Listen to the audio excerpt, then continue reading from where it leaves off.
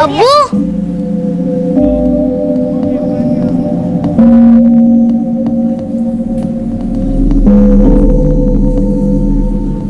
ये तेरे लिए दोस्तों में बांट कर खाना बेटा। जी अब्बू। सुन बेटा, आगरा चलेगा मेरे साथ? अम्मी भी चलेगी? तू जिद करेगा तो उसको चलना ही पड़ेगा। तो करेगा ना जिद? मना लेगा ना अपनी अम्मी को आगरा चलने के लिए? ये मेरी जिद नहीं, गरिमा और मर्जी। और जिद तो आपने की थी, शराब ना छोड़ने की, मुझे तलाक देने की। कोई परवाह नहीं थी आपको अपनी बीवी और बच्चों की।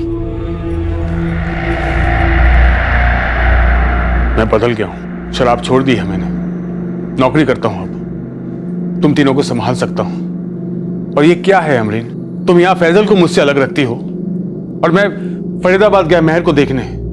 तेरे अब्बू अम्मी ने मुझे एक बार मिलने तक नहीं दिया महर से, क्यों?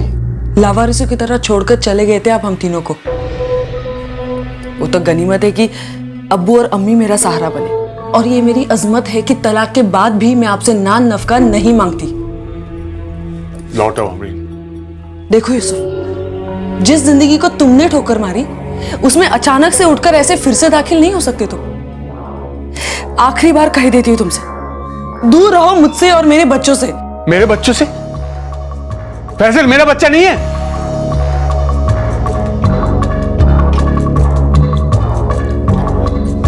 देखो अमरीन, जो हुआ मिट्टी डालो, नए सिरे से शुरू करते हैं। हम नए सिरे से जिंदगी शुरू कर चुके हैं यूसुफ, और अब तुम्हारी जगह हम तीनों की जिंदगी में बिल्कुल भी नहीं है।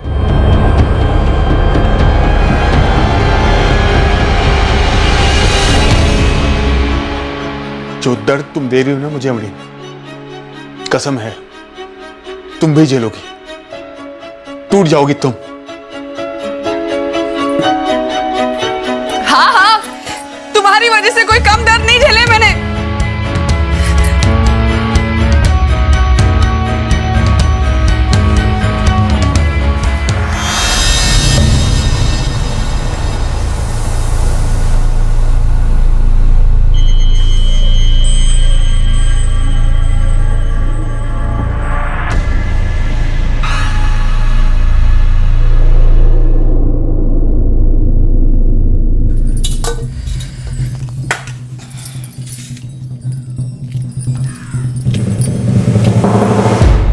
दर्द तुम दे रही हो ना मुझे अमरीन, कसम है तुम भी झेलोगी।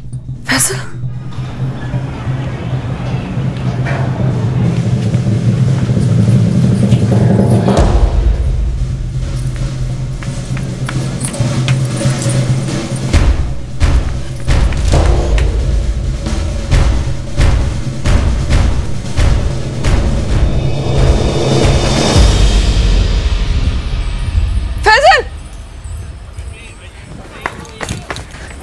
क्या हुआ अम्मी? घर चलो। अभी मेरे खेलने का टाइम है। कहा ना चलो घर चलो। लेकिन क्यों? अब्बू से मिला था क्या? हाँ, उन्होंने चॉकलेट भी दी मुझे। क्यों ली तूने? मैं तुझे चॉकलेट नहीं देती क्या? वो मेरे अब्बू है, आगरा जाने को बोल रहे थे। देखो फैसल, तुम्हारे अब्बू कुछ भी कहे, लेकिन तू उनके साथ नहीं जाएगा, समझ गया ना? मुझे अब्बू अच्छे लगते हैं, लेकिन मैं आपको छोड़कर कहीं नहीं जाऊंगा, आगरा भी नहीं अम्मी। अब मैं जाऊं खेलने? थोड़ी देर। चल।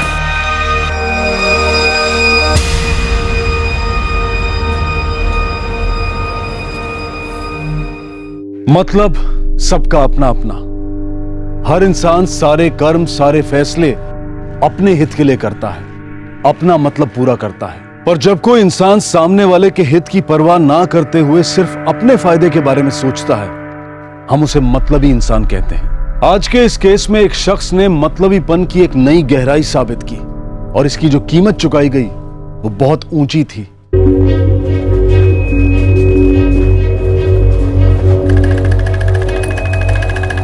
खाने के बाद मैं खेलने जा रहा हूँ अम्मी। सब कुछ सोच कर ही घर आता है ना तू। हमारी टीचर कहती है कि हर चीज की प्लानिंग करो। और होमवर्क की प्लानिंग हुई है नहीं? होमवर्क शाम के 6 से 7 के बीच में होगा, खेलने के बाद, खाने और सीरियल से पहले। लेकिन आज तक तो तुम 7 के पहले कभी घर नहीं आए। आज से आ जाया करूंगा। और अगर नहीं आए तो तुम्हें घसीट के लाने का प्लान बना लूं?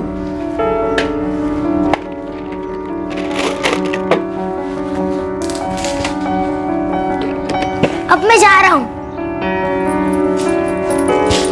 बाय अम्मी।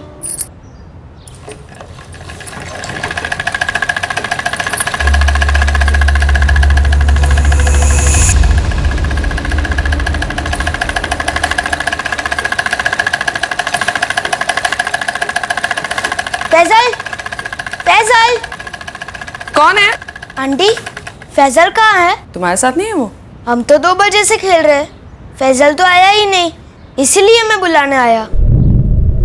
लेकिन 2 बजे तो वो घर से निकला कंचे लेकर। हमारे पास तो वो आया ही नहीं आंटी। नहीं आंटी, हम सब उसका वेट करते रहे, वो नहीं आया तो हमने खेलना शुरू कर दिया। तो कहीं और गया होगा कंचे खेलने। पता नहीं आंटी, कंचे तो यही खेलता है।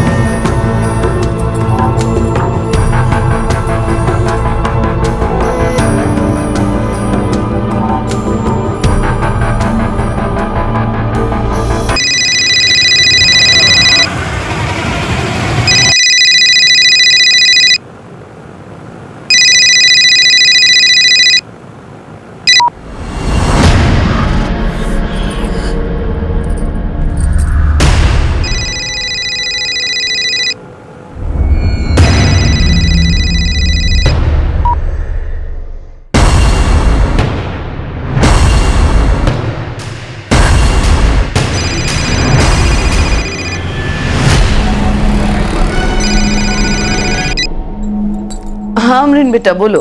हेलो अम्मी, महर है क्या वहां पर? महर यहीं घर पर है। क्या हुआ बेटा, सब ठीक तो है ना? कुछ ठीक नहीं है अम्मी, ये यूसुफ अपनी हरकतों से बाज नहीं आने वाला। मैं आपको बाद में फोन करती हूँ। हेलो अमरीन, बात तो सुन। नानी जान, अम्मी का फोन था। हाँ बेटा, अम्मी थोड़ी देर बाद दोबारा फोन करेंगी। फातिमा आपा, जरा घर का ध्यान रखना, मैं भी आती हूँ।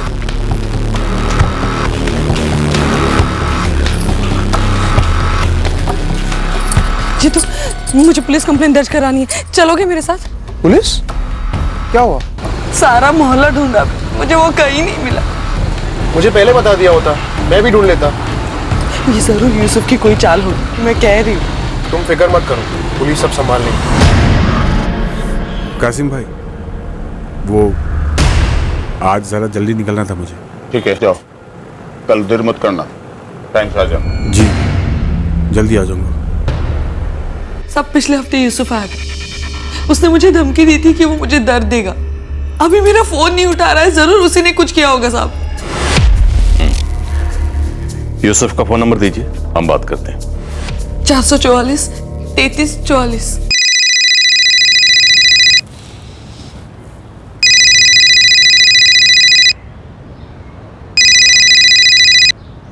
हेलो, यूसुफ इलियासी। हाँ जी, बोल रहा हूँ। मैं नूरगंज पुलिस स्टेशन दिल्ली से सब इंस्पेक्टर नारंग बोल रहा हूँ। क्या बात है साहब? फैजल कहाँ है यूसुफ? मेरा बेटा फैजल? हाँ, वो तो अपनी अम्मी, मेरी बीबी अमरीन के साथ है दिल्ली में। यूसुफ, अमरीन हमारे सामने बैठी है, फैजल पूरे मोहल्ले में कहीं भी नहीं है। कहाँ ले गए फैजल को? तू यूसुफ, कहाँ है मेरा बच्चा? पगला गई हो क्या? तो मेरा फोन क्यों नहीं उठा रहा था तू? मेरी मर्जी, नहीं उठाना था तेरा फोन। यूसुफ, अमरीन का फोन क्यों नहीं उठा रहे थे तुम? साहब, मैं उसके सामने गिड़गिड़ाया कि वापस लौट आओ दोनों बच्चों के साथ, माफी मांगी है, शराब छोड़ी है। उसके बाद भी हर बार मेरी तौहीन की है उसने, तो नहीं हुआ मूड उससे बात करने का साहब। फैजल को तुम अपने साथ आगरा ले गए? अरे क्या साहब, मैं यहाँ आगरा से हिला ही नहीं। ये औरत बच्चे को संभाल नहीं पा रही है, और मेरे पे इल्जाम डाल रही है। राजेश सर, एक टीम लेकर आगरा जाओ और यूसुफ इलियासी को उठाकर लाओ। जी सर। साहब, यूसुफ पर बिल्कुल भी भरोसा नहीं कर सकते साहब। अमरीन जी, आप बेफिक्र रहिए। अगर आपका बेटा फैजल इस यूसुफ के पास है तो हम उसे बहुत जल्द आपके पास ले आएंगे। क्या नाम बताया आपने? सर जीतू चंदेल। आप पड़ोसी हैं इनके? जी नहीं, ये हमारे ही मकान में किराए पे रहती है। इन्हें घर पर लेके जाइए और हमारे फोन का इंतजार करिए।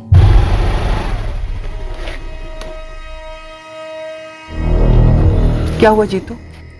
फैसल का पता चला? नहीं आंटी, वो पुलिस यूसुफ को आगरा से उठाने गई है। मैं तो कहती हूँ मियाँ बीबी बच्चों को हमेशा साथ में ही रहना चाहिए। यूसुफ कितनी बार आकर गया, अमरीन को मान लेनी चाहिए थी उसके बाद। अभी फैसल के सारे दोस्त कह रहे कि वो खेलने आए ही नहीं, लेकिन 2 बजे मेरे सामने फैसल कंचे लेकर बाहर खेलने गया। अभी जरूर यूसुफ ने कुछ किया है। जब यूसुफ तुझे आखिरी बार धमकी देकर गया था, तुझे उसी वक्त पुलिस के पास जाकर उसके खिलाफ शिकायत दर्ज करानी चाहिए थी। अब किसे पता था कि कोई इस हद तक भी गिर सकता है?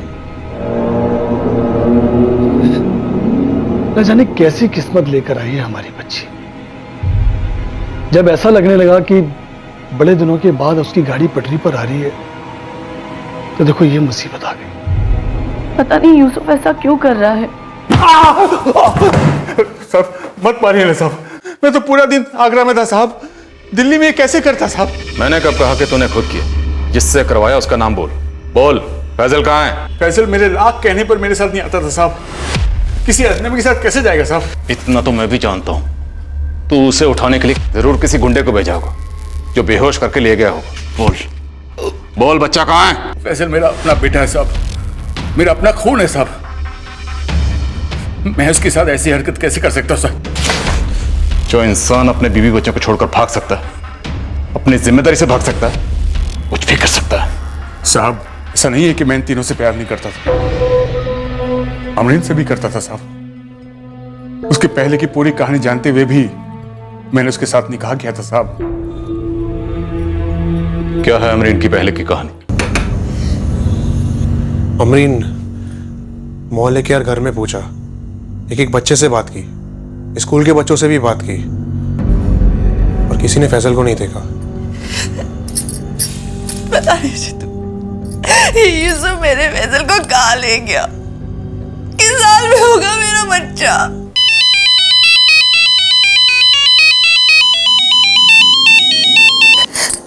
हेलो अमरीन, यूसुफ इलियासी आपका दूसरा शौहर था? हाँ, ये मेरी दूसरी शादी थी साहब।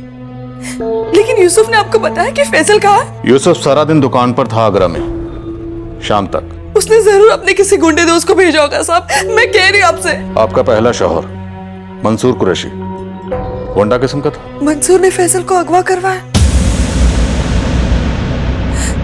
लेकिन मंसूर ऐसा क्यों करेगा साहब? मंसूर का नंबर दीजिए। क्या बोले? मंसूर तुम्हारा पहला पति?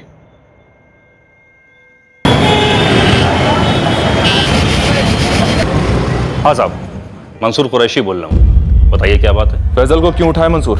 फैजल? कौन फैजल? अमरीन का बेटा फैजल। सर, अमरीन से तलाक हुए 11 साल हो गए। अब उसकी दूसरी शादी से हुए बेटे से मेरा क्या ताल्लुक? कुछ दुश्मनी ऐसी होती है जो वक्त को भी निगल जाती हैं। अब सच सच बोल, तूने फैजल को कहाँ छिपाया है और क्यों उठाया उसे? साहब, अगर ये शिकायत अमरीन ने दर्ज कराई है ना, तो वो जरूर गांजा मांजा फूकने लगी है। और अगर आप उस पर यकीन कर रहे हैं तो पता नहीं आप क्या फूक करके बैठे। बदायूं उस चांद पर है जहां बैठकर तू पुलिस के साथ बदतमीजी करेगा और हम चुपचाप सुनते रहेंगे? उठाकर दिल्ली लाऊं क्या तुझे? साहब, आप इल्जाम में तो इतना भद्दा लगा रहे हो। अमरीन से निकाह के 9 महीने बाद हमारा अशफाक पैदा हुआ। अशफाक 4 महीने का नहीं होता कि अमरीन ने तलाक मांग ली। इन 11 सालों में वो अशफाक को बीच बीच में फोन करती रही, कभी कदार मिलने भी आती रही है। साहब, मेरा दूसरा निकाह हो गया, जैसा कि अमरीन का यूसुफ के साथ हो गया। अगर हमें पता चला कि तू हमसे झूठ बोल रहा है। ओ साहब, सच पूछे जाकर के उस अमरीन से, बड़ी मतलबी है वो, उसे कोई तीसरा मिल गया होगा, इसलिए अपने दोनों बच्चों से पल्ला झाड़ने के लिए फैजल के गायब होने का नाटक कर रही है। आप अमरीन से बात कर रहे थे? अब खुदा के लिए तुम शुरू मत हो जाओ। अमरीन से नहीं, पुलिस से बात कर रहा था। पुलिस? अमरीन का बेटा फैजल गायब हो गया और पुलिस मुझ पर शक कर रही है। कहीं आपने कुछ किया तो नहीं?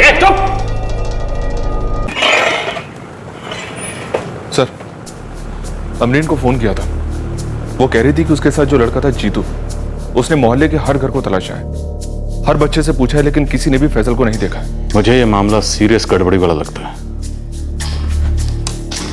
एक 8 साल का बच्चा 2-2:30 बजे अपने घर से निकलता है बाय अम्मी। और इस वक्त रात के 11 बज चुके। अब बच्चे की कोई खबर नहीं। सर, अमरीन का पहला पति मंसूर कुरैशी, मैंने उससे भी बात की, बदायूं में रहता है। अमरीन के साथ बहुत ज्यादा टच में नहीं है, कभी कभार फोन होता है दोनों के बीच, पर अमरीन साल में 1-2 बार अपने बेटे से मिलने के लिए बदायूं जाती है, बस इतना है। और ये मंसूर कुरैशी यहाँ कभी नहीं आता? कह तो रहा है कि कभी नहीं आता। ओ साहब, जो कुछ बोलना था सब बोल दिया मैंने, अब क्यों बंद करके रखा है मुझे? फैजल मेरा बेटा है, मेरा अपना खून है, मैं उसका बाल भी बांका नहीं होने दूंगा। बहुत प्यार करता हूं मैं उससे। साहब, मैं कह रहा हूं अमरीन ने सब कुछ किया है, मतलब उसका है, मतलब ही मुझे साबित करने पे तुली है। सर, फैजल की तस्वीर सारी पेट्रोलिंग टीम में सर्कुलेट करवा दी है।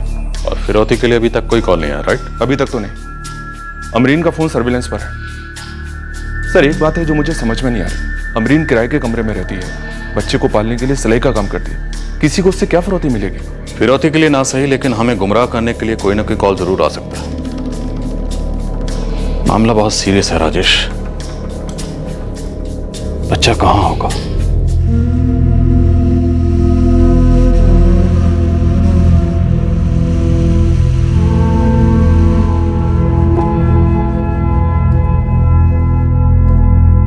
वो रात अमरीन की जिंदगी की सबसे लंबी रात थी जो उसने जाग कर बिताई अपने बच्चे की फिक्र में।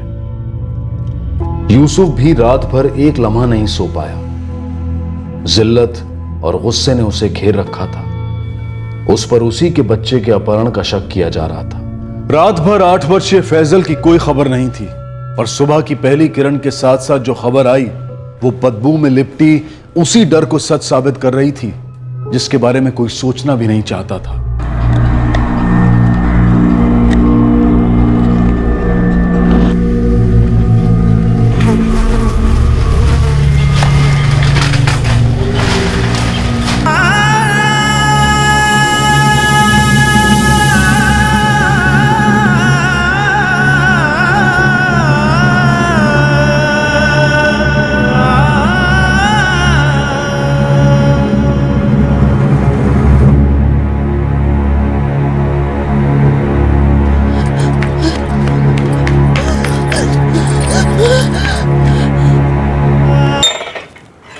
सर, फैजल की लाश मिली है।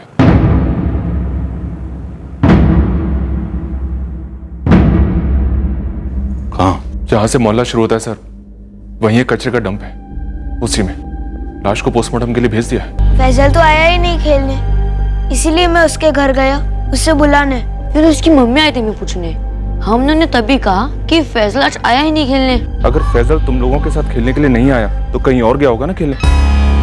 कुछ पता है कहाँ गया था? कुछ दिन पहले उसके पापा आए थे यहाँ, तब फैजल कह रहा था कि बहुत जल्दी वो उसकी मम्मी के साथ उसके घर जाएगा, आगरा। तुझे पता है इस बार अब्बू कह रहे थे कि वो अम्मी को मना कर ही रहेंगे, फिर मैं, मेरी बहन महर, अम्मी और अब्बू आगरा में साथ साथ रहेंगे। अच्छा, जिस दिन फैजल ने अपने पापा की दी हुई चॉकलेट्स तुम्हारे साथ शेयर की थी, तो क्या उसी दिन उसके पापा उसके पास वापस लौट कर आए थे?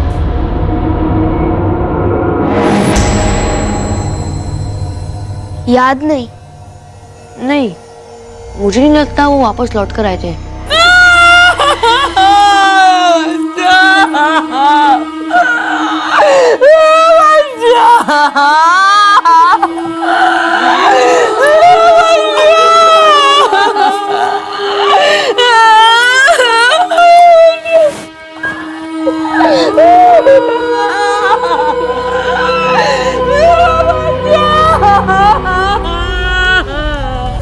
सर, ये अमरीन बात करने की हालत में नहीं लगती।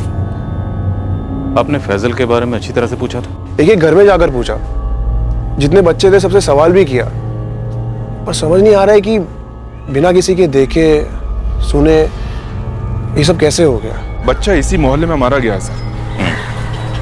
और शायद दोपहर में उसके बाद बच्चे की लाश को लाकर इस कचरे के डब्बे में फेंका गया हो। लाश को शायद दोपहर में ना फेंका गया हो सर। भीड़ वाला मोहल्ला है, थोड़ा मुश्किल होता है। सामने एक चाय वाला है, उससे भी बात की है मैंने। वो सुबह 7 बजे से लेकर रात को 9 बजे तक दुकान में ही रहता है। और उसने कुछ नहीं देखा? जी नहीं सर। तो लाश को देर रात को या फिर सुबह बहुत जल्दी फेंका गया कचरे में, जब कोई देख ना सके। इसका मतलब है कल तकरीबन दोपहर के 2 बजे से लेके देर रात तक, या फिर आज सुबह अर्ली मॉर्निंग तक लाश इस मोहल्ले के ही किसी घर में थी। एक काम करो, इस मोहल्ले के सभी घरों की डिटेल इंक्वायरी करो, सबका प्रोफाइल बनाओ और वो यूसुफ इलियासी उसके फोन रिकॉर्ड्स निकलवाओ। पता करो इस मोहल्ले में वो कौन है जो उसके साथ फोन पर बात कर रहा था। बहुत ही जबरदस्त खुन्नस रही होगी तेरे अंदर जो तुमने अपने ही बेटे का कत्ल कर दिया। सुबह से आपके आदमी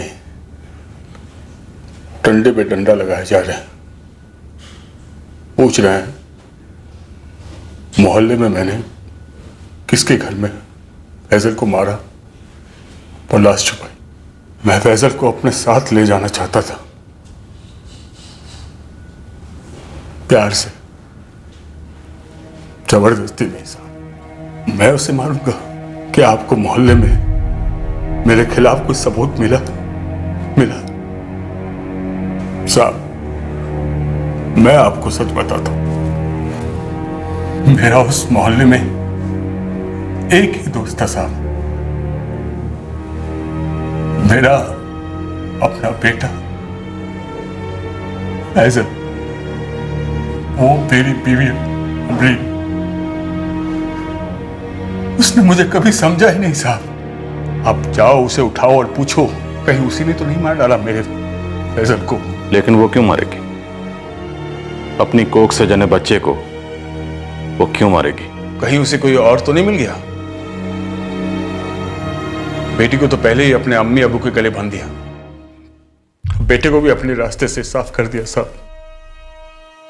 उसे कोई तीसरा मिल गया होगा, इसलिए अपने दोनों बच्चों से पल्ला झाड़ने के लिए फैजल के गायब होने का नाटक कर रही है वो। अमरीन के पहले पति मंसूर ने भी तकरीबन ऐसा ही कुछ कहा था सर।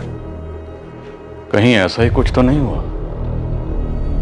मैडम, मुझे इस मोहल्ले में आए 3 साल होने को आए, लेकिन अमरीन के किसी चक्कर के बारे में कभी नहीं सुना। मोहल्ले में तो मैंने अमरीन के साथ किसी को देखा नहीं। आप वो कपड़े की फैक्ट्री में जाकर पूछिए ना, जहाँ के लिए वो सिलाई का काम करती है। अक्सर आना जाना तो होता था मैडम जी उसका। वो मर्दाना जगह है मैडम। एक मोहसिन भाई है एस्टेट एजेंट, वो मेरे पापा के पास अमरीन को लेके आए थे।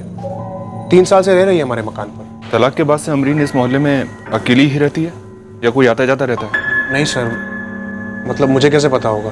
मैं महीने में 1 दिन जाता हूँ अपना किराया लेने के लिए। अच्छा, तुम्हें क्या लगता है जीतू, क्या अमरीन अपने बेटे का कत्ल कर सकती है? ये कैसा सवाल है सर?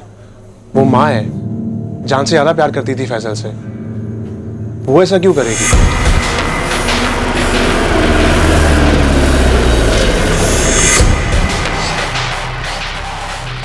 सर, मोहल्ले में काफी लोगों से पूछा पर कोई कुछ नहीं बता पा रहा। सर, मैं उस गारमेंट फैक्ट्री भी वही जहाँ पर अमरीन काम करती है, लेकिन वहाँ भी कुछ खास नहीं निकला। लगता है ये बच्चा फैजल इलियासी अपने घर से बाहर निकला ही नहीं।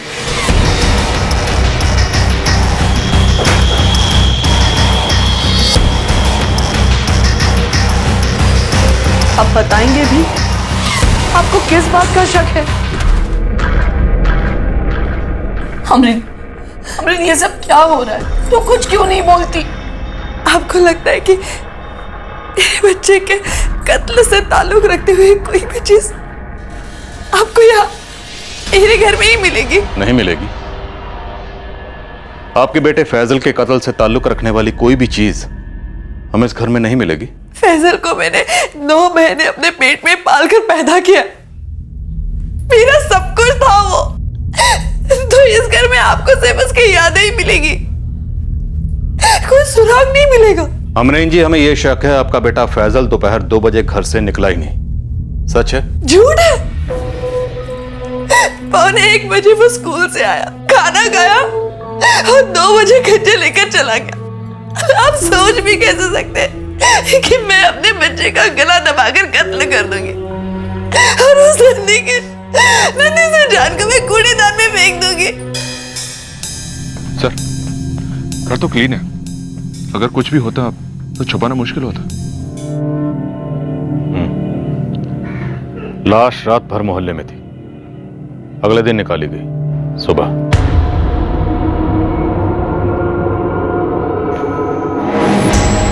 अगर फैजल वाकई अपने घर से निकला होगा तो उसके साथ रास्ते में कुछ हुआ होगा, यहां पहुंचने से पहले।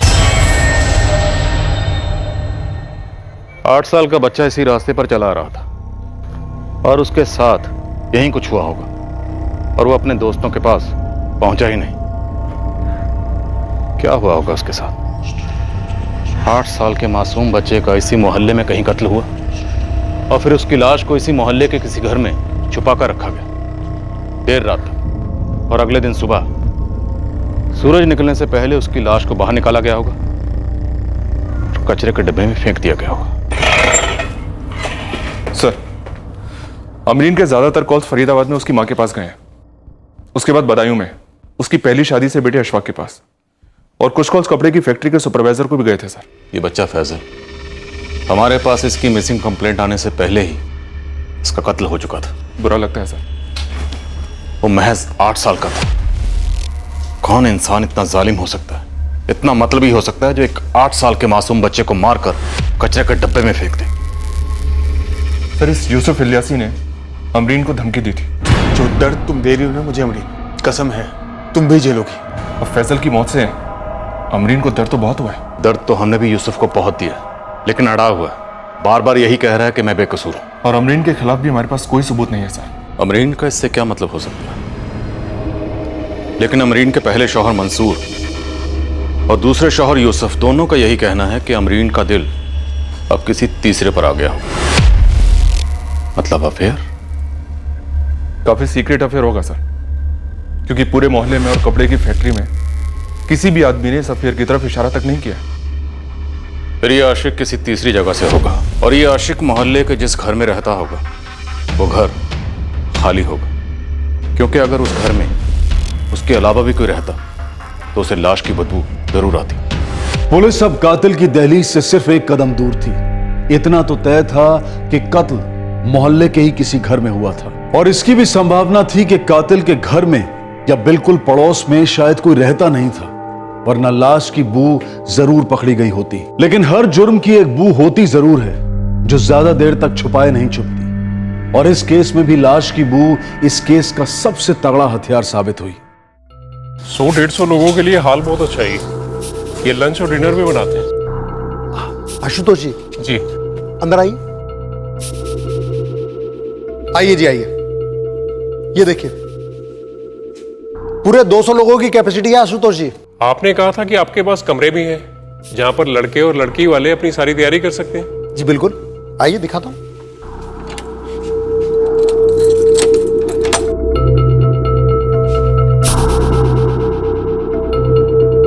दूसरा रूम भी ऐसे ही है?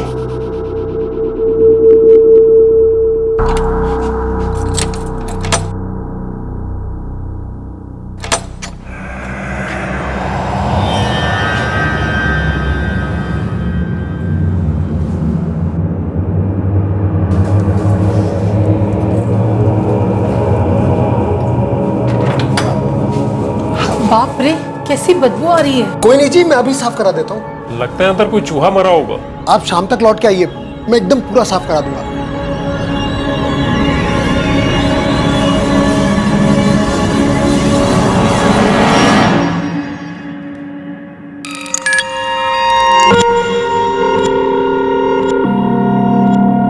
सर जी, मैं तो साफ सफाई वाले को बुलाने वाला था, पर कमरे में कंचे देखकर वो मुझे बच्चा याद आ गया। फैजल भी कंचे खेलने के लिए निकला था घर से। उस दिन आप घर पर आए थे इंक्वायरी करते हुए, तो कंचों की बात निकली थी, बस मैंने 2 और 2 मिला दिया।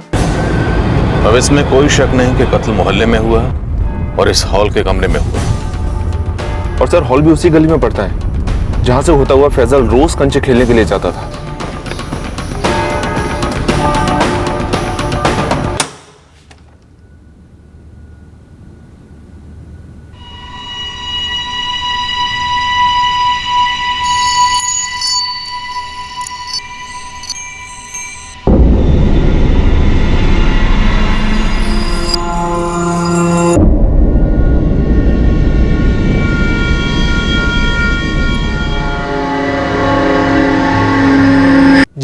ट्रस्ट का हॉल है और मैं ट्रस्टियों में से एक हूँ। आपकी ट्रस्ट कमेटी का हेड कौन है? सूरज चंदेल, और ज्यादातर उनका बेटा जीतू ही बैठता है रिसेप्शन पर।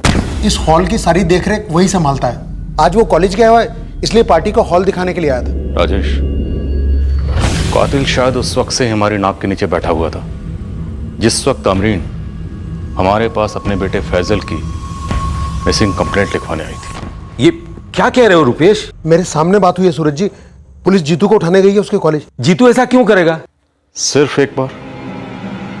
जीतू महीने में सिर्फ एक बार किराया लेने आता था। जी। अब झूठ बोलकर कोई फायदा नहीं, अब सच बोलने का वक्त आ गया। इस जीतू का तो वैसे ही मुरब्बा बनने वाला। तुम सोच लो, तुम्हारा क्या हो? तुम्हारा इस जीतू के साथ क्या चक्कर है?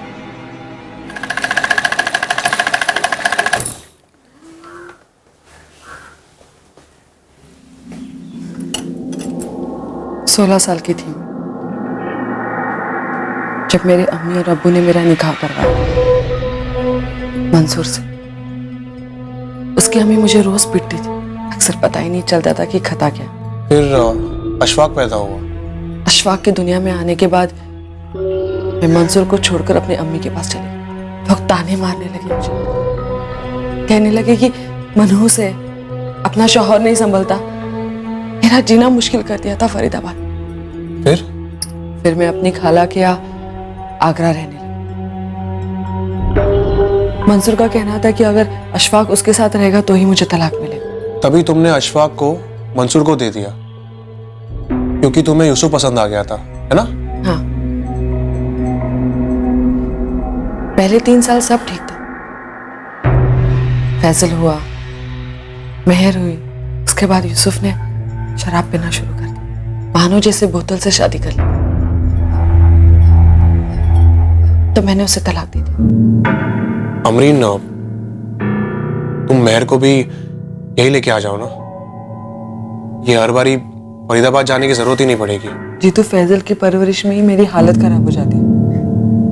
वो तो शुक्र है कि अम्मी और अब्बू है तो मेहर की देखभाल हो रही। लेकिन जब जब तुम मेहर को मिलने फरीदाबाद जाती हो या अशफाक को मिलने बदायूं, बहुत खाली खाली महसूस करता हूं मैं। अब क्या करें, मेरी जिंदगी वैसे भी बहुत खाली खाली और मजबूरियां भरी पड़ी है।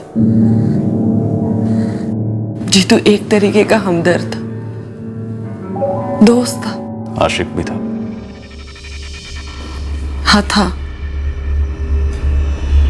मुझे उसका घर आना पसंद था, उसकी बातें पसंद थी, पर मैं जानता हूं तुम्हारी जिंदगी का पर क्या था। तुम्हारा पर था फैजल, ये तुम्हारे और जीतू के बीच की दीवार थी, रास्ते का कांटा था। ऐसा कुछ नहीं था साहब। जीतू और फैजल की बहुत अच्छी जमती थी, दोस्ती थी उनकी। इसलिए फैजल बेझिझक होकर जीतू के साथ चला गया। फैजल अपने घर से दोस्तों के साथ खेलने के लिए निकला था, लेकिन बीच रास्ते में ही उसे मौत मिल गई। बोल, तुमने फैजल को क्यों मारा? बोल।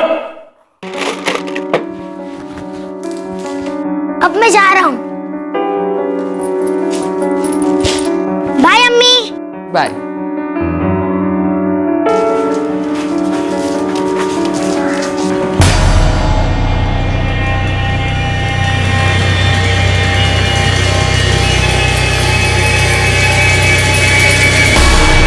जीतू भैया, पता है कल मैंने 20 कंचे जीते थे। अरे वाह, क्या बात है।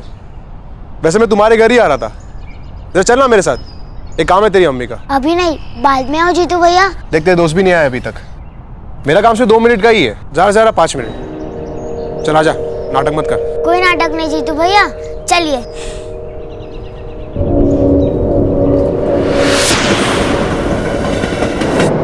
उसने तुझ पर भरोसा किया था। एक छोटे से बच्चे ने तुझे अपना दोस्त समझा था और तूने उसका मर्डर प्लान कर रखा था।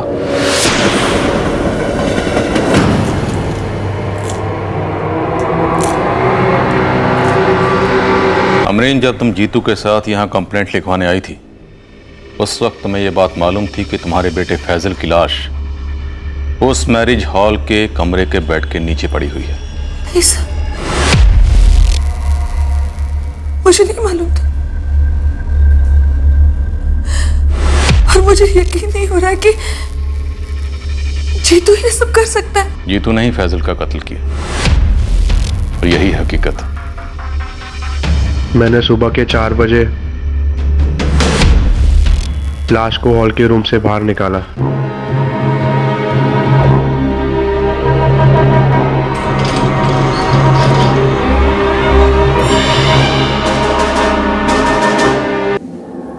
हाँ साहब, जीतू के साथ मेरे जिस्मानी संबंध थे।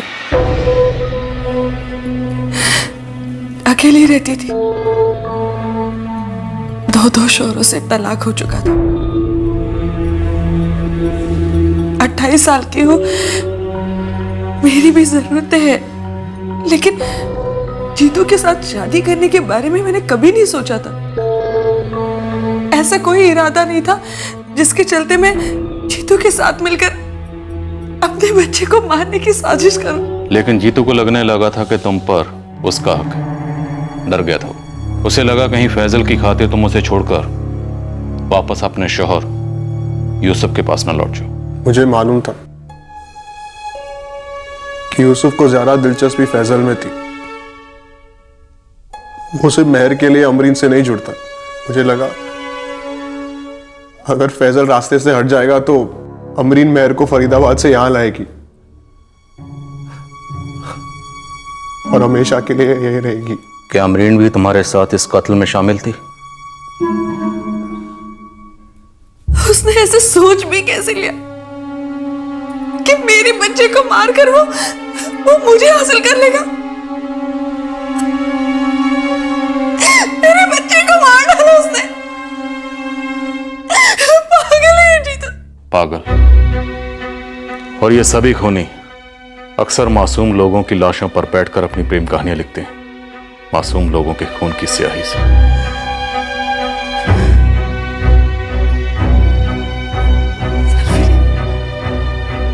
कायर, डरपोक, नन्ही से जान को मार के तुझे लगा कि तू मुझे पालेगा। क्यों मारा मेरे बच्चे को तूने? क्यों मारा मेरे बच्चे को तूने? मेरे नुकसान में करके क्यों मारा तूने मेरे बच्चे को? क्यों मारा मेरे बच्चे को? क्यों मारा मेरे बच्चे को?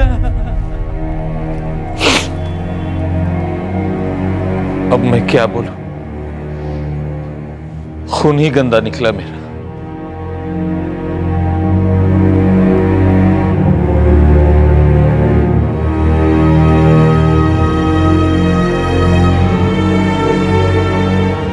अमरीन, मुझे उन दिनों के लिए पछतावा है, लेकिन मैं अब तुम्हारी और मेहर की अच्छी देखभाल करूंगा। इंशाअल्लाह शायद फैजल फरिश्ता बनकर हमारी जिंदगी में फिर लौटे। अमरीन, मैं अब भी तुमसे बहुत प्यार करता हूं। मैं तुम्हारे साथ नहीं चलूंगी। मैं अम्मी के साथ फरीदाबाद जा रही हूँ। वहीं पर मेहर की परवरिश करूंगी। तुम्हें अगर मेहर से मिलना हो तो आ जाना, मैं तुम्हें नहीं रोकूंगी।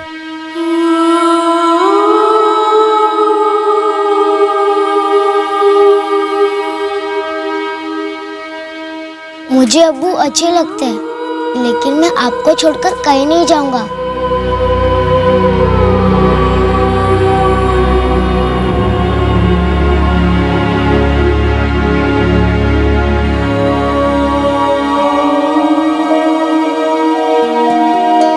जीतू को आईपीसी की धारा 302 के तहत कत्ल के इल्जाम में गिरफ्तार किया गया है और साथ ही उस पर धारा 201 के तहत सबूत मिटाने के चार्जेस भी लगाए गए हैं। फिलहाल वो जुडिशियल कस्टडी में है और मुकदमा अभी अदालत में दाखिल हुआ ही है। बेटे की मौत ने अमरीन को तोड़ दिया और अब वो अपने माता पिता और अपनी बेटी मेहर के साथ अपने गांव में ही रहना चाहती है। फैजल का कत्ल करने में जीतू का बड़ा ही अजीब और विकृत मतलब था। जीतू द्वारा फैजल का कत्ल अमरीन को अपने पति के पास जाने से रोकने और उसकी बेटी को ननिहाल से अमरीन के पास वापस ले आने के मकसद से किया गया था। एक 21 साल के युवक के लिए यह बड़ा ही विचित्र मतलब था, एक बच्चे का मर्डर करने के लिए। मतलबी इंसान अक्सर यह भूल जाता है कि खुदगर्जी और स्वार्थी मतलब से उठाए गए कदम कभी अपनी मंजिल तक नहीं पहुंचते। ये सिर्फ मासूमों की जिंदगी में खलबली मचाते हैं और मतलबी इंसान को भी तबाह कर देते हैं। मुजरिम का जो भी मतलब हो, लेकिन कानून में रत्ती भर का मतलबी पना नहीं होता। कानून का सिर्फ एक ही मकसद होता है, गुनहगार को उसके गुनाह के मुताबिक सजा देना।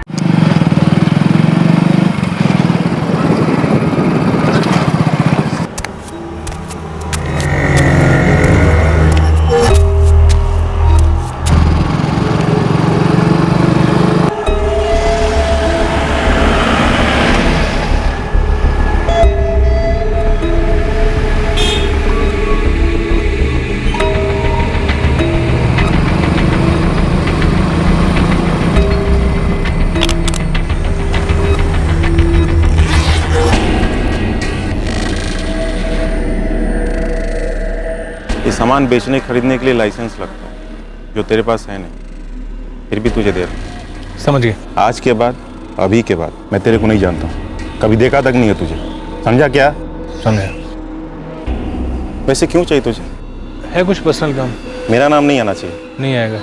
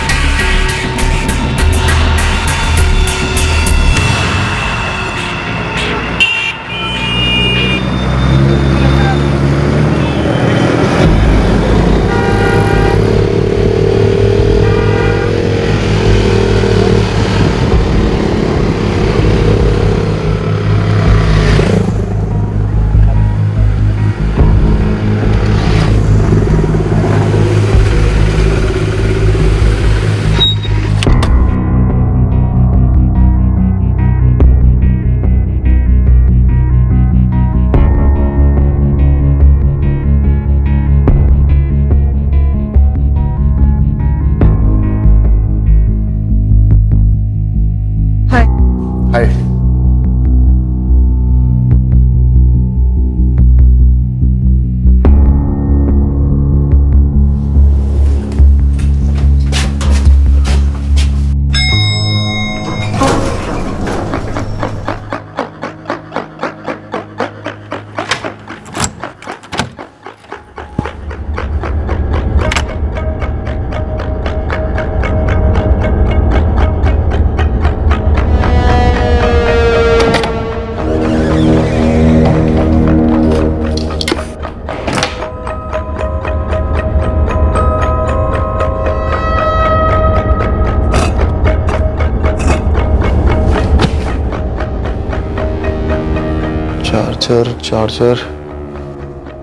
चार्जर कहाँ रखा है यार मैंने?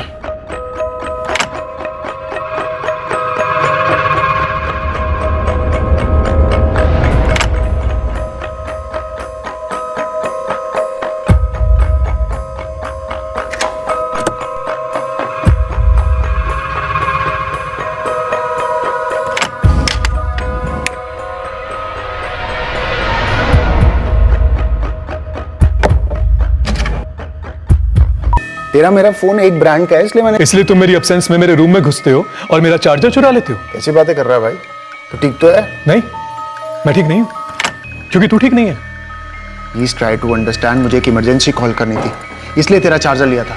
उसके अलावा मैंने तेरे रूम की एक चीज भी नहीं छुई है। मुझे कैसे पता नहीं छुई है? रूम में जाकर एक एक चीज को चेक करूँ क्या? यार बस कर यार। कूल इट गाइस, क्या तुम एक चार्जर के लिए इतना शोर मचा रहे हो यार? शोर मचा रहे हो? हाँ सुबह इतना लाउड म्यूजिक सुनता है तब तेरे रूम में शोर की आवाज नहीं आती। अभी मैं चार्जर को लेकर क्या बात कर रहा हूँ, तुझे शोर लग रहा है? तू कैसी बातें कर रहा है भाई? एक चार्जर के लिए इतना ड्रामा कर रहा है? तेरे रूम से मैं सिर्फ चार्जर उठा के लाया हूँ, तेरी गर्लफ्रेंड को उठा के लेके नहीं आया हूँ। देख देख, नोट कर कैसे घटिया दिमाग चलता है इसका। Disgusting he is man. छोड़ो ना यार। क्या छोड़ू ना यार? जिस दिन यहाँ आया था ना, उसी दिन समझ गया था मैं, यह अनुराग कभी सुधर नहीं सकता। एकदम बेकार आदमी है ये।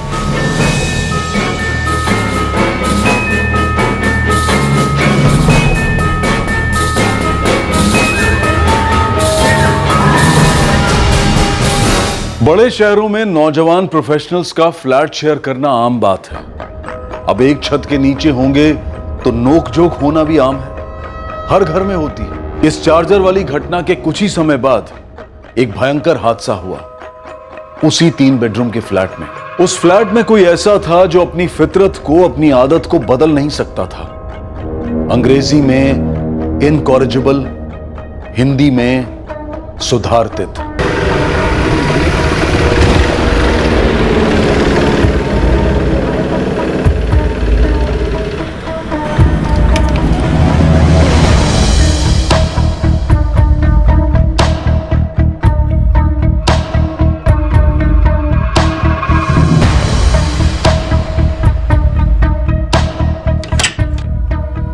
मैं come in sir?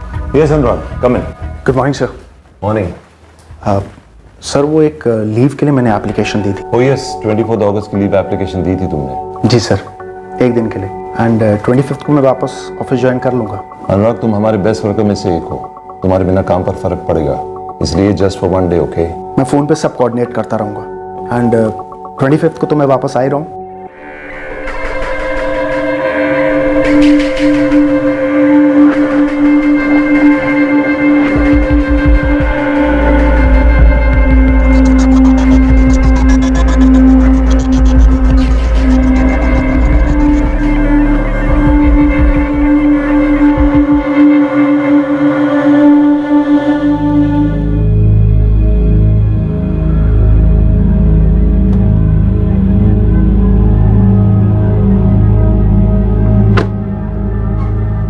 Riya, good morning sir. Morning. अनुराग आया है क्या? नहीं सर, अभी भी उनका फोन स्विच ऑफ आ रहा है। The number you have called is currently switched off. Sir कल भी अनुराग का फोन ट्राई किया, मैसेज भी किए, लेकिन कोई रिस्पांस नहीं आया। हरीश, अनुराग ऐसा नहीं है। उसने कहा था उसे सिर्फ 24 को ऑफ चाहिए। 25 को वो लौट आएगा। आज 26 है, ना तो वो ऑफिस आया, ना किसी को उसने इन्फॉर्म किया। सर हमारे रिकॉर्ड्स में उसका घर का एड्रेस मेंशन है।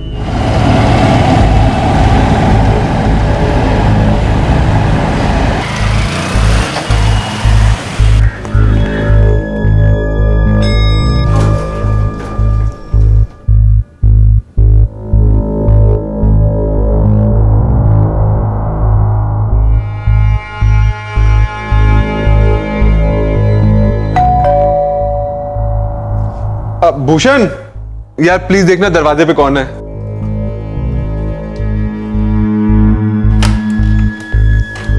यस, हेलो, अनुराग का कोलीग हूँ, होटल से आया हूँ। अनुराग है घर में? आई डोंट नो, देखा नहीं मैंने। सुबोध। हाँ, अनुराग को देखा क्या तूने? नहीं यार, मैंने नहीं देखा। उसके होटल से आए हैं, कलीग हैं उसके बारे में पूछ रहे हैं। हाय, अनुराग काम के लिए निकला था आज? पता नहीं यार, नो आइडिया। एक्चुअली 24 की छुट्टी ली थी उसने और 25 को रिपोर्ट करना था। आज 26 का भी हाफ डे निकल चुका है। भूषण, तेरी अनुराग से फोन पे बात हुई क्या? मुझे जरूरत नहीं पड़ी। एक्चुअली कल से उसका फोन भी कंटिन्यू स्विच ऑफ है। मैं एक बार रूम में चेक कर लेता हूँ।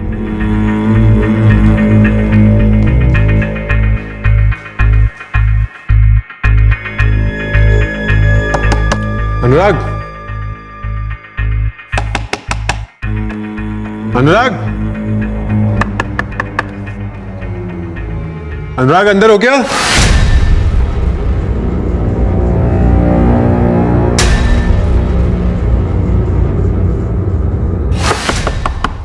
अनुराग,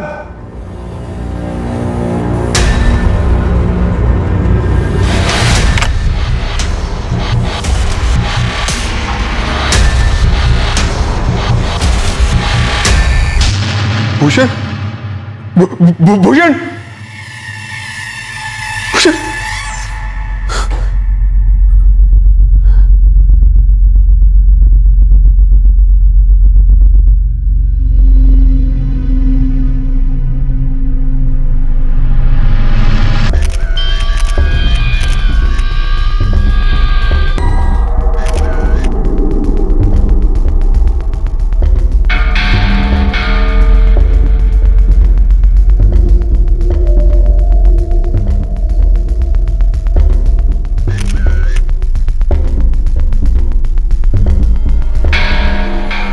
सर वो होटल से हैं जहाँ अनुराग काम करता है। था सर, एक्चुअली अनुराग 2 दिन से ड्यूटी पे नहीं गया था तो पता करने आए थे। तुम दोनों अनुराग के फ्लैटमेट्स हो? हाँ सर, हम दोनों कंप्यूटर सॉफ्टवेयर इंजीनियर्स हैं, अलग अलग कंपनीज में काम करते हैं। अक्सर नाइट शिफ्ट होती है सर। इन शॉर्ट हम ये कहना चाहते हैं कि हम फ्लैट शेयर करते हैं, लाइफ नहीं। हमें तो पता ही नहीं था कि अनुराग अपने रूम में ही है। हम एक दूसरे के रूम में कभी नहीं जाते, प्राइवेसी रूल्स हैं हमारे। प्राइवेसी? तुम लोग इसे प्राइवेसी कहते हो? तुम्हारे फ्लैट के अंदर तुम्हारा फ्लैटमेट पता नहीं कब से मरा पड़ा है और तुम दोनों को पता तक नहीं है। एक्चुअली हमारे टाइमिंग इतने अलग अलग हैं कि ऐसा होता है कि कई दिन तक हम एक दूसरे के चेहरे भी नहीं देख पाते। आखिरी बारी कब देखा था तुमने अनुराग को? शायद 23 की शाम को। हाँ सर, हम अपने ऑफिस के लिए निकल रहे थे, उस दिन भी नाइट शिफ्ट थी। हाय अनुराग। हाय Subodh.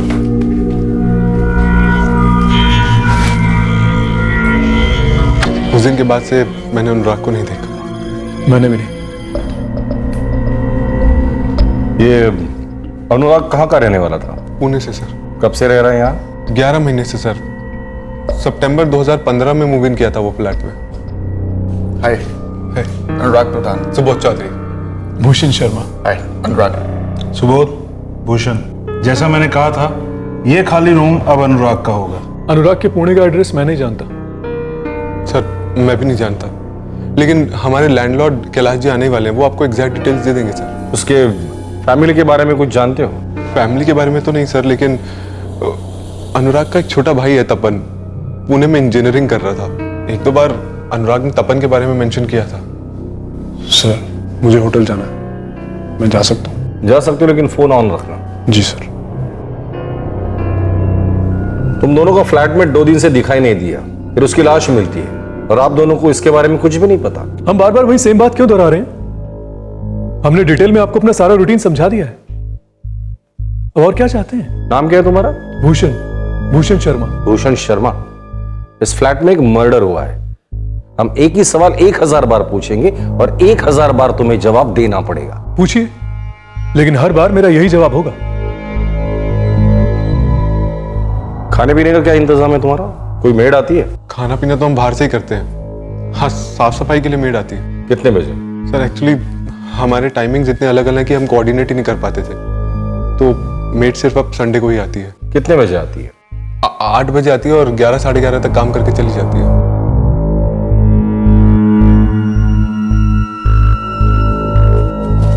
Sir, my self Kailash Rangarajan, ये मेरा फ्लैट है। ये सब कैसे हुआ? काफी सवाल पूछ रहे हैं हमसे, अब आप भी पूछेंगे? कैलाश जी, नो प्रॉब्लम, मैं 1001 बार वही जवाब दूंगा। कैलाश जी, अनुराग की फैमिली का फोन नंबर चाहिए। ये रेंट एग्रीमेंट की फोटोकॉपी है, इसमें अनुराग के सारे डिटेल्स। राव, इन दोनों के नंबर्स ले लेना, और जब तक हम लोग नहीं कहते आप लोग बेलगाम छोड़कर कहीं नहीं जाएंगे।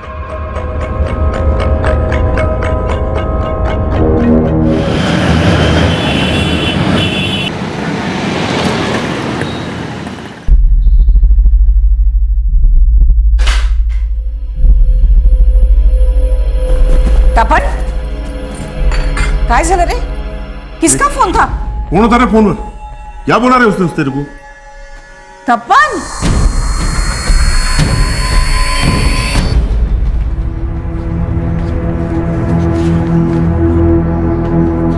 क्या है? हाँ, एक के बाद एक पेज खाली। साहब ये सोसाइटी वाले लिखते नहीं है। तुम्हारा काम है उनसे लिखवाना। गलती हो गई साहब। ये अनुराग जिसका मर्डर हुआ है, उसके यहाँ कौन आता जाता था? बहुत कम लोग साहब, और ये तीनों भी दिन भर बाहर ही रहते थे। कोई तो आता जाता होगा। काम वाली बाई आती है साहब। बुलाओ उसे। साहब ये लक्ष्मी। 202 में मर्डर हुआ है लक्ष्मी। जानती हूँ साहब, मैं तो वही काम करती हूँ। तुम कब कब जाती थी वहाँ? वैसे तो रोज आने की बात हुई थी, लेकिन मुझे जमता नहीं था और वो लोग का भी अलग अलग आने का टाइम होता था, तो मैंने संडे के संडे कर दिया, 8 से 11। कभी कुछ अटपटा देखा वहाँ पे? सच कहूँ साहब, मैं तो उन तीनों के ठीक से नाम भी नहीं जानती हूँ। इनका कभी आपस में झगड़ा होता था? या कोई रात भर रुका हो, कोई लड़की शराब चरस वगैरह ऐसा कुछ? बियर पीते थे, लेकिन बाकी कुछ नहीं। ये मर्डर 48 घंटे पहले हुआ है इंस्पेक्टर। आज 26 तारीख है, मतलब 24 को ये मर्डर हुआ है। 24 को दोपहर या लेट इवनिंग के बीच कभी भी हो सकता है। डॉक्टर, क्या ये सुसाइड का केस हो सकता है? नहीं इंस्पेक्टर, विक्टिम ने सुसाइड कतई नहीं किया है। पहले उसे बेहोश किया गया, जो ज्यादातर ज्वेलरी इंडस्ट्री में यूज किया जाता है। Your card sir. Thank you. Priya, बड़े अजीब से फ्लैटमेट्स थे यार। 2 दिन हो गए अनुराग मारा पड़ा था और उन दोनों को पता ही नहीं था। मुझे तो लगता है कुछ गड़बड़ है। उनमें से एक था भूषण। ये तो कुछ ज्यादा ही अजीब था। पुलिस को एटीट्यूड दे रहा था, सोचो। हाँ हाँ ठीक है, तुम्हारे साहब ने कहा होगा तुम्हें जो भी। वो तुम्हारे साहब हैं, मेरे नहीं, समझे? मेरी यहाँ नौकरी चली जाएगी, कंपनसेशन देने वो आएंगे क्या? हाँ देखिए, हमें ऊपर से ऑर्डर है, आप बाहर नहीं जा सकते। अभी आपकी पूछताछ बाकी है। पूछताछ हद हो गई यार। बार बार वही सवाल दोहराए जा रहे हैं। उस स्पून पर और एक बियर की बोतल में केलाइट सल्फेट के ट्रेसेस मिले हैं। उस कमरे में और भी कोई था, क्योंकि हमें और भी बियर की बोतल्स मिली थी। बाकी 2 बॉटल्स क्लीन हैं। और वो 2 फ्लैटमेट्स को तो पता ही नहीं कि कमरे में मर्डर हुआ था। फिर ये इम्पॉसिबल है। क्या कहूं, मैं तो ब्लैंक फील कर रहा हूं। लेकिन हमें डिटेल्स चाहिए उमेश जी। अनुराग सिर्फ 27 साल का था और उसका कत्ल हो गया। सर, वो बहुत होनहार था। 1 साल पहले ही ज्वाइन किया था उसने। होटल में उसकी किसी से कोई जलन या दुश्मनी?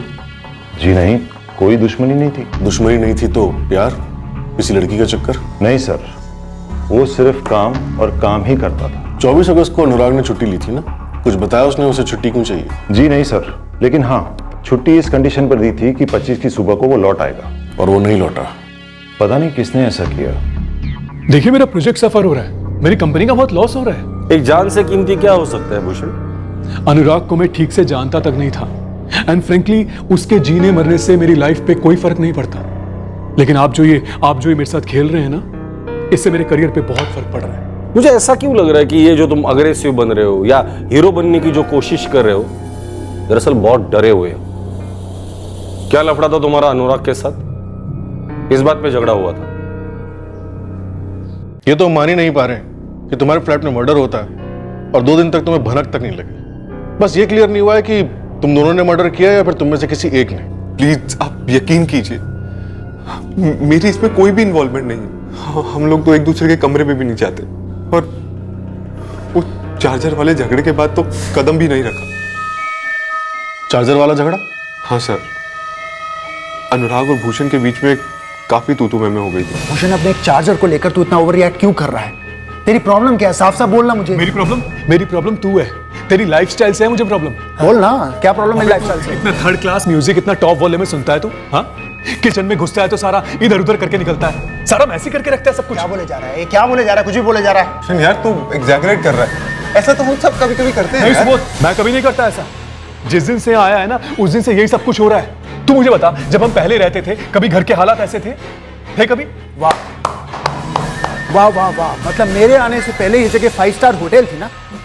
एक चार्जर को लेकर इतना ड्रामा कर रहा है। अरे पागल है क्या तू? दिमाग खराब है तेरा? चल। क्या बोल रहा है तू? बोला क्या तूने? बोल क्या रहा है तू? हाथ हटा। बोल क्या रहा है तू? कर क्या रहे हो यार? वही बोल रहा हूँ जो तू सुन रहा है। अगर मेरे रूम की तरफ तूने आंख भी उठा के देखी ना, तो तू देख लेना। That's my last warning to you. उस दिन के बाद हम सिर्फ ड्राइंग रूम में ही मिलते थे, किसी के रूम में जाते ही नहीं थे। इस भूषण के साथ कुछ प्रॉब्लम है? Mental problem? ऐसा कभी कुछ? देखो, कुछ तो है। एक अजीब सी अकड़ है इस भूषण में। मैं बहुत स्ट्रेट फॉरवर्ड हूँ, अपने काम से काम रखता हूँ। जो पसंद है वो पसंद है, जो नापसंद वो नापसंद। ये बीच का मुझे कुछ भी समझ में नहीं आता। और अगर आप इसको मेरी अकड़ समझे तो फिर अकड़ ही सही। तुमने अनुराग को सिर्फ इसलिए मारा क्योंकि वो जोर जोर से म्यूजिक सुनता था, बियर की बोतलें और अपना सामान यहां वहां छोड़ता था। तुमने उसके बियर में केलाइट सल्फेट मिलाई भूषण, फिर उसका दम घोट दिया मरने तक।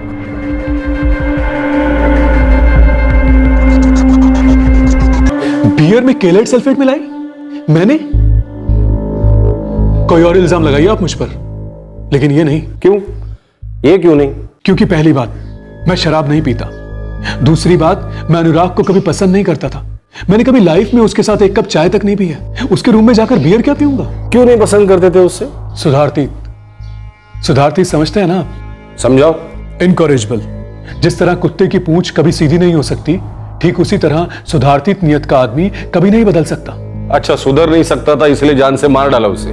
भूषण के साथ मैं 1 साल से रह रहा हूं। इतना तो मैं एग्री करता हूं कि उसके साथ रहना थोड़ा सा मुश्किल है और कभी कभी अजीब सा बिहेव करता था। अजीब सा मतलब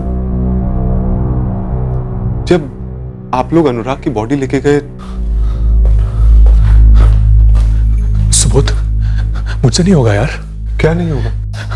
मैं अभी कैलाश जी से बात करता हूँ, मेरा एडवांस वापस लौटा दें, मैं निकल जाऊंगा, मैं नहीं रहूंगा इस फ्लैट में। भूषण तू भूल क्या रहे यार, अनुराग मर गया है। वो तो होना ही था। देख तू अभी के अभी नहीं जा सकता। कैलाश जी तेरा एडवांस लौटाने से रहे और पुलिस वाले भी तुझे तकलीफ देंगे। सुबोध, मैं पुलिस से नहीं डरता मैं पुलिस से। वेल, पहले ये केस वेस का चक्कर खत्म कर लूं, फिर मैं निकल जाऊंगा। हाँ, मैंने शिफ्ट करने की बात की है, इनफैक्ट आज ही की है। क्यों आज ही क्यों? Because I am fed up. और ये शिफ्ट होने का ख्याल पिछले 2 हफ्ते से मेरे दिमाग में चल रहा था, जब से वो लड़ाई हुई थी मेरी उसके साथ। फिर उसके बाद ये नाटक हो गया, मुझसे रहा नहीं जा रहा है वहां पर। मैंने सुबोध को जाकर बोल दिया निकलना है मुझे। यहां अनुराग की लाश मिली है और वो ऑलरेडी आगे की सोच रहा था।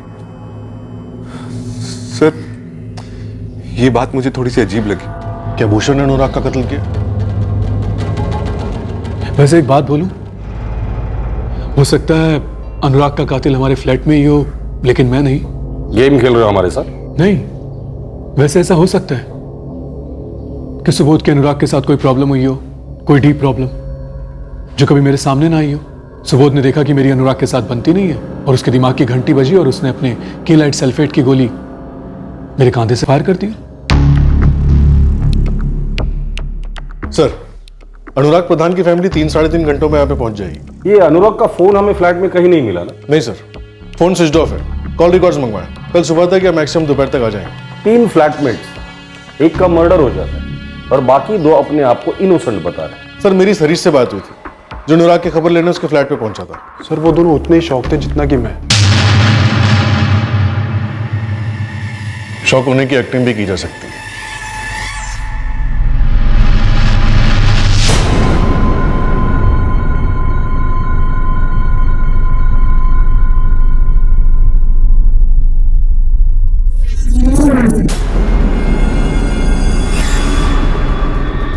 सर, मैं कोई साइकोलॉजिस्ट तो हूं नहीं, मुझे तो सच में ही शौक लग रहे थे।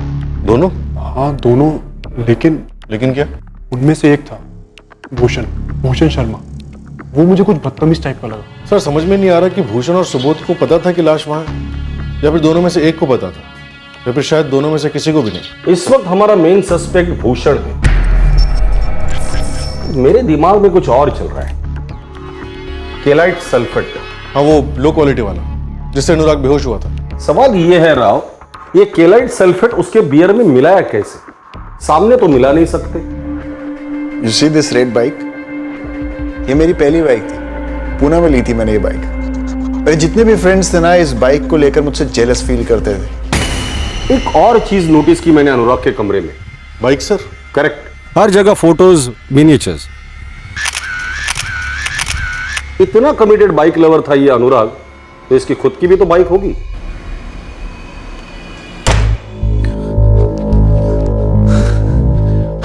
ठुल्ले साले, देखने आए थे, हम कहीं भाग तो नहीं गए?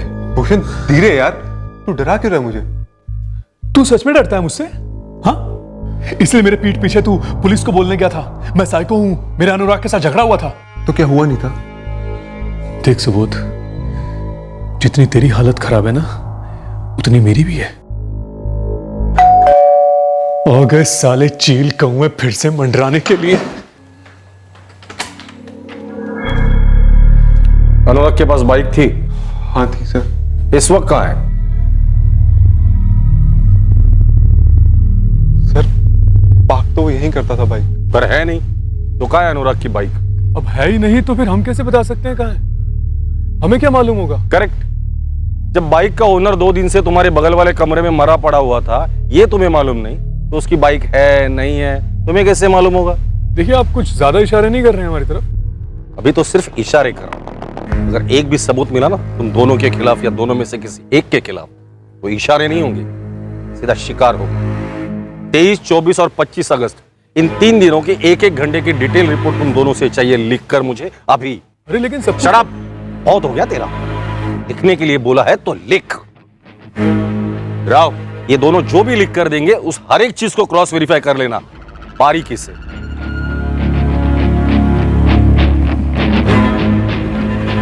बाइक कॉलोनी से बाहर गई या आई तुझे कुछ नहीं पता? सर ऐसा है, यहाँ सब लोग अपने टाइम के हिसाब से आते जाते हैं। गाड़ी बाइक सब दिन भर आते जाते रहते हैं। अलग से कुछ देखा नहीं सर। तो तेरे यहाँ रहने ना रहने से भी कुछ फर्क नहीं पड़ता, फिर तू यहाँ है क्यों? सर, होटल की सिक्योरिटी वालों ने कहा है कि अनुराग वहां से 23 तारीख को बाइक लेकर निकला था। मैंने पार्किंग लॉट का सीसीटीवी फुटेज मंगवा लिया। फिर बाइक है कहाँ? सर, सीसीटीवी फुटेज मंगवाया, उसमें बाइक का पता चल जाएगा, नंबर सर्कुलेट करते हैं, शायद ये केस बाइक से रिलेटेड हो सकता है।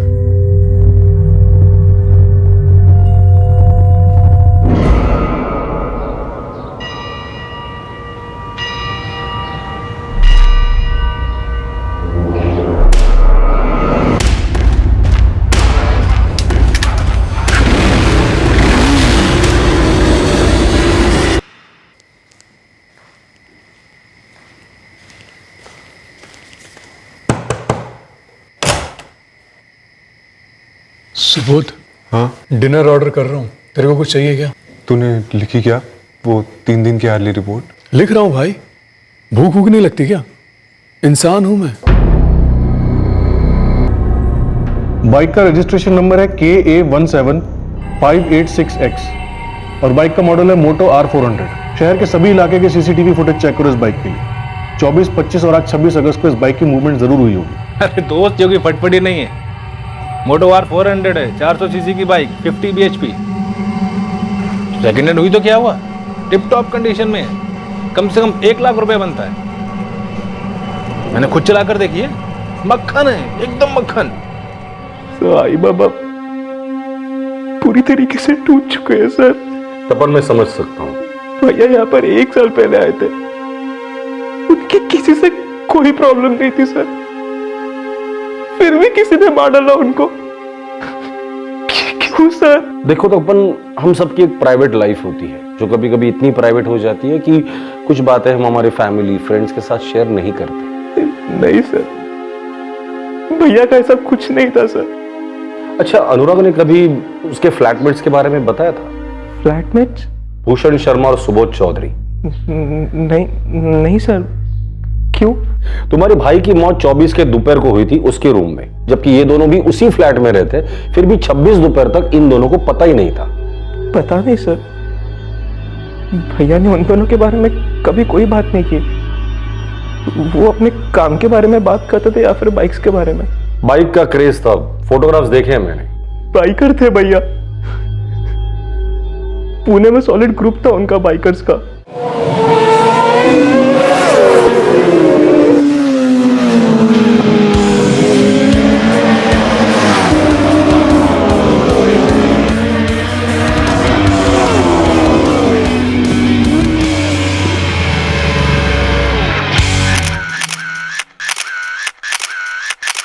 पुणे में जो बाइक थी वो जान थी उनकी। यहाँ आने से पहले उन्होंने वो बाइक बेच दी सर। फिर यहाँ जो बाइक है वो मोटो R400? सर, वो बाइक उन्होंने यहाँ खरीदी, बेलगाम में, सेकेंड हैंड। भैया वो बाइक भी बेचकर एक नई बाइक लेने वाले थे। तपन यार, ये रेडीमेड बाइक से मैं बोर हो गया हूँ। इस बार मैं क्या सोच रहा हूँ कि 550 सीसी की एक कस्टम मेड बाइक बनवाऊं। तो ले लो ना भैया, अभी तो फाइनेंस का भी इश्यू नहीं है। हाँ यार, वो तो है, बट एज यू नो कि कस्टम मेड बाइक्स का कोई बजट नहीं होता यार, बहुत महंगी होती है। अरे भैया देखो, एक लाइफ मिली है तो ये ख्वाहिश भी पूरी कर लो। वैसे आपके पास जो बाइक है उसका भी तो अच्छा प्राइस मिल रहा होगा ना? हाँ यार, मिलनी तो चाहिए। बहुत प्यार से संभाल के रखा है इस बाइक को। वैसे फ्रेंच स्क्वायर है ना, वहाँ पे एक बाइकर्स के ग्रुप पे भी मैंने पोस्ट किया है। 1.5 लाख का प्राइस कोट किया मैंने वहाँ पर। अनुराग की बाइक हमें मिली नहीं। क्या 24 अगस्त को अनुराग ने अपनी बाइक बेच दी थी? पता नहीं sir. Sir, traffic department red alert पर है। बाइक का सीसीटीवी फुटेज उनके हेड ऑफिस पहुंच गया। अगले दिन ही इस रहस्यमय केस का हल होने वाला था। तहकीकात करने वाले और पीड़ित की फैमिली सभी चौंक जाने वाले थे ये जानकर कि गुनहगार कौन था।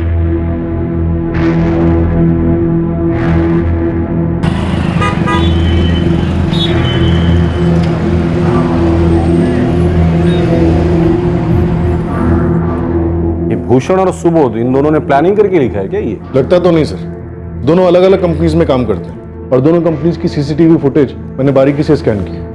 जो जो लिखा है वो सबूत समेत मैच कर रहा है। सर, सुबोध की गर्लफ्रेंड जयश्री उसी सोसाइटी में रहती है। ऑफिस से लौटने के बाद सुबोध उसी के साथ था दोनों दिन, उसी के फ्लैट पर। मैंने बैग चेक किया। ये गर्लफ्रेंड वाला एंगल हो सकता है क्या? लगता तो नहीं सर, मैंने सुबोध की सारी एक्टिविटी बैग चेक करी है, सभी फिट बैठे हैं। फिर भी राव, ये बात मुझे हजम नहीं हो रही है। 2 दिन से लाश फ्लैट में पड़ी थी, ये लोग रात को आए, सोए, दूसरे दिन उठ के ऑफिस चले गए, फिर रात को उसी फ्लैट में आकर सोए और इन दोनों को पता ही नहीं चला कि फ्लैट में लाश है। ये क्या रहस्य है? सर, मैंने सुबोध और भूषण के कॉल रिकॉर्ड्स मंगवाए और अनुराग के मिसिंग फोन के भी। आधे घंटे में आते ही होंगे। देखते हैं कॉल रिकॉर्ड से क्या मिलता है, शायद इस रहस्य को सुलझाने में हमारी मदद ही कर दे।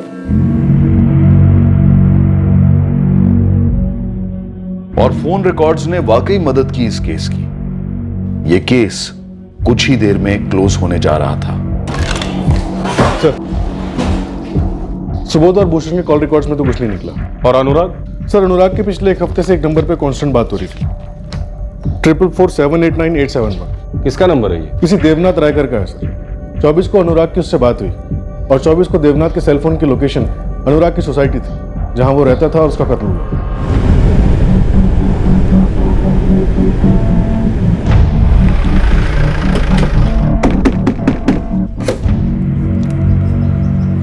देवनाथ रायकर?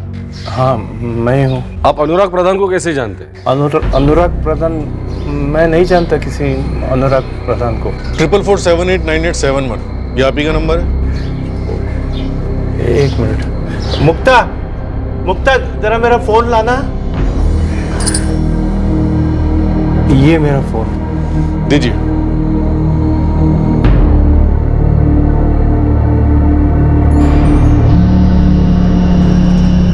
सर, ये तो कोई दूसरा नंबर है। 444789871। ये नंबर आपके नाम पर रजिस्टर कैसे? ये नंबर तो नितिन का है। नितिन कौन? मेरा बेटा। अब क्या किया उसने? मतलब आपका बेटा हमेशा कुछ न कुछ करते ही रहता है। मैं उसके बारे में आपको बताने वाला था, लेकिन जैसे मैंने आपको देखा मैं डर गया था। क्या बताने वाले थे? उस दिन जब यहाँ से गया तो बहुत परेशान दिखाई दे रहा था। ये मोटरसाइकिल तूने खरीदी? कितनी बार पूछोगे आप और कितनी बार जवाब दूंगा मैं?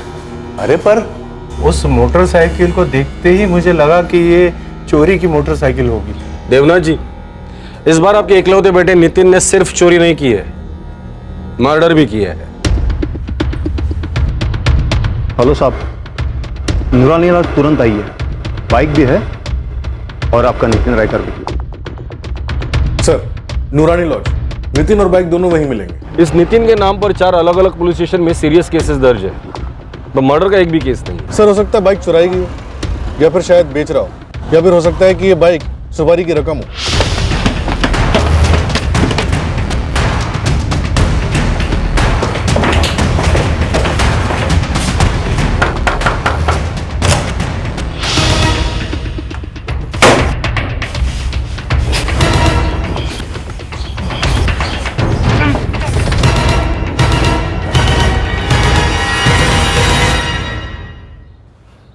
अपनी मेहनत की कमाई इस तरह से छोड़कर नहीं भागते नितिन। क्या थी ये बाइक? सुपारी या बोनस?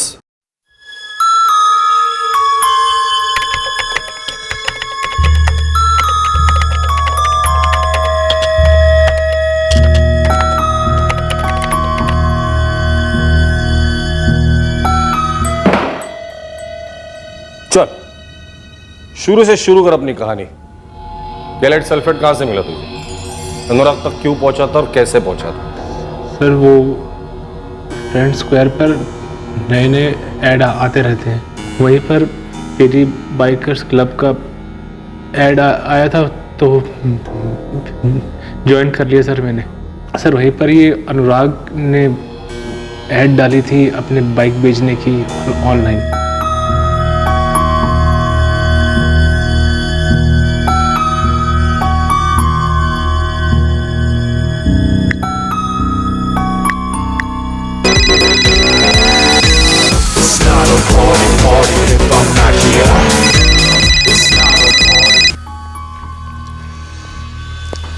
Anurag, Jacob here.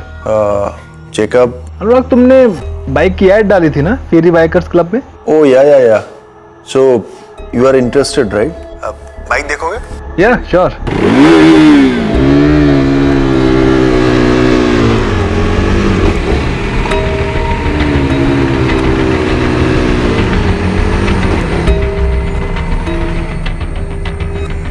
सो कैसी लगी bike? Isn't she a beauty? Fantastic. Bike चुराने का प्लान था सर, पर सोचा कि अगर टेस्ट राइड पर गया और वहीं से भाग गया तो पकड़ा जाऊंगा। उसको चेहरा याद रहता ना सर। बाइक की चोरी से बचने के लिए तूने उसका मर्डर कर दिया? वाह।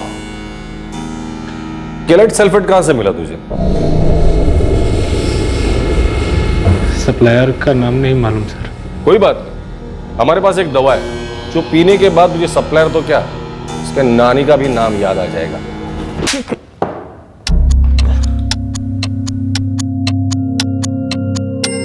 डील 24 अगस्त को होने वाली थी। नितिन चेक देकर बाइक लेने वाला था। 24 को ऑफ लेने का कारण यह हुआ होगा कि पुरानी बाइक बेचने के बाद अनुराग अपनी dream custom made bike company में जाने वाला था।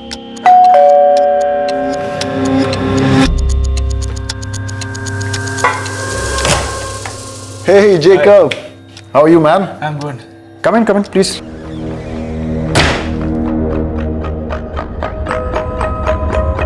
क्या बात है, टोटल बाइकर? हाँ यार, the only love of my life. लेगा?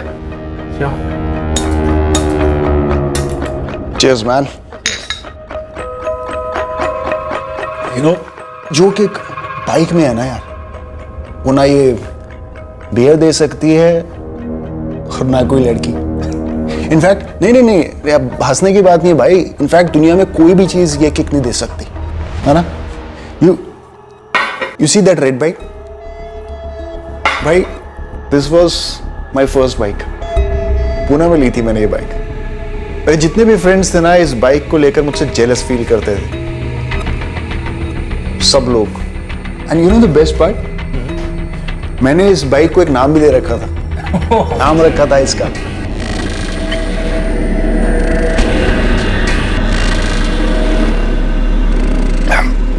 जब भी रोड्स पे निकलती थी ना, सब लोग मुड़ मुड़ कर देखते थे। वैसे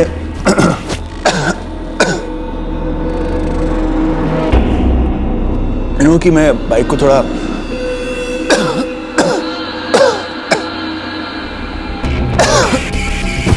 क्या हुआ? ठीक है ना? सुन, मैं चीनी लेकर आता हूं तेरे लिए। चीनी लेकर आता हूं। सर, मैंने उसे अपना नाम जैकब बताया। मुझे लगा मेरा असली नाम कभी सामने नहीं आएगा सर। तुम क्रिमिनल्स का भेजा क्या घुटनों में होता है क्या, जो इतने प्लानिंग से जुर्म करते ये सोचकर कि कभी पकड़े नहीं जाओगे? सर, मुझे लगा मैं नहीं पकड़ा जाऊंगा और बाइक के कम से कम 1 लाख रुपए तो मिल जाएंगे। तूने मर्डर तो एक किया है, पर जाने 5-5 ली है। अनुराग के माँ बाप और उसका छोटा भाई, और तुम्हारे बदनसीब माँ बाप। नितिन रायकर, अब जिंदगी भर जेल में सड़ेगा तू।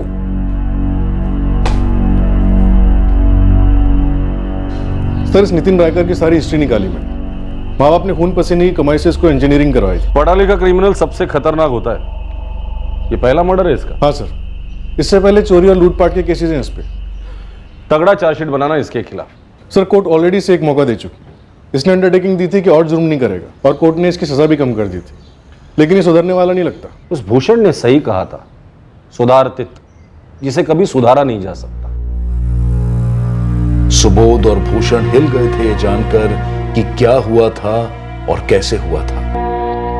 नितिन इस वक्त न्यायिक हिरासत में है।